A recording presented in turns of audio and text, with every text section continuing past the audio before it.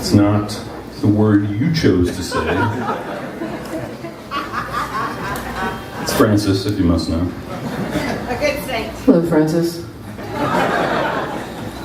How you doing over there? I'm surprised you didn't take the opportunity to say lighten up, Francis. I was saving it for later. For when you really needed to lighten up. Hello, everyone.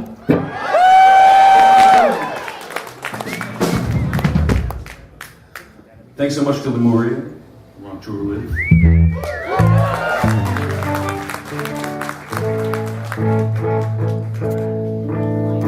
Ted, would you like to chat a little before we start playing? Sure.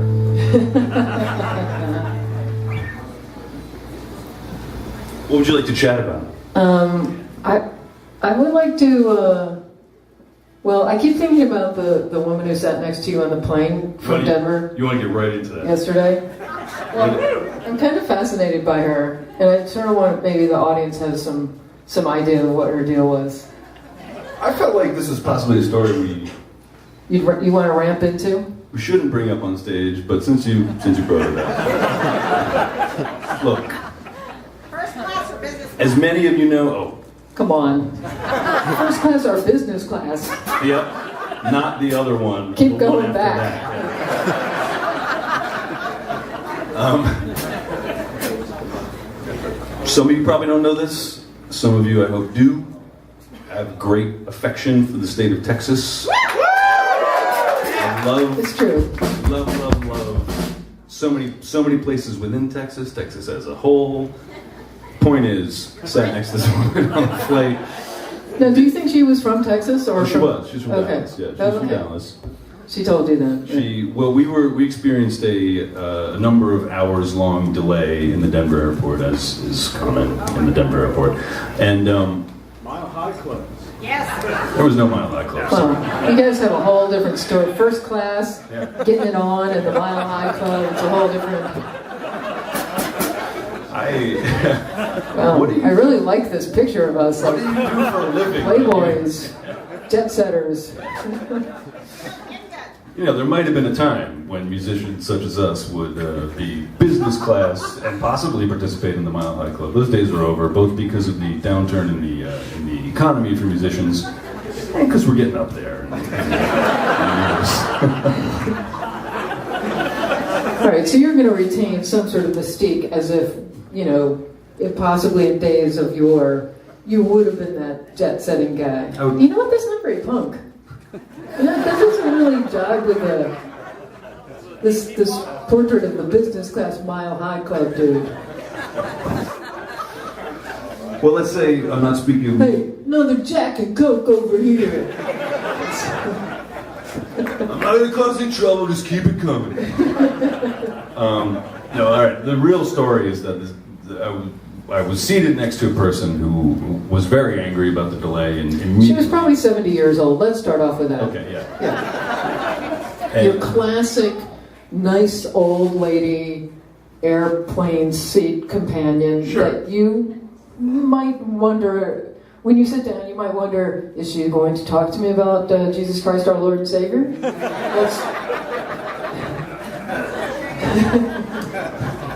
No, she immediately launched into an expletive-filled tirade about the delay, and we bonded a little bit about that. Wait a minute, she did not have an expletive. She had Darn? some mild expletives. Was it dang? Dern? It was Dern. No, she actually gave me one of these, like, and the treatment is. Oh my God, I didn't hear this part of the story. I, of course, was a couple of rows in front of him, and I kept looking back at him, going like, "Brr, check you out. You got stuck with the old lady." We were having a fine conversation. Sending him text messages like, "I like your girlfriend." Just a total asshole. We were having a fine conversation. I also want to add this little detail to it. I already had earbuds in. I was not listening to music. I was just blocking the announcement noise. But still, for a couple of seconds, I just saw her mouth moving until I took them out, and I was like, "Oh yeah, you're talking to me." Yeah, and the reason I brought up how much I love Texas is because this is how the conversation ended. She said to me, "Where are you from?" And I said, "I live in New York." And she said, "How do you do that?"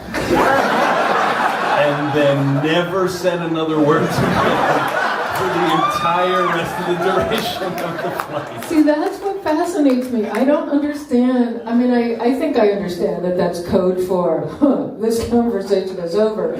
But why did she say, how do you do that?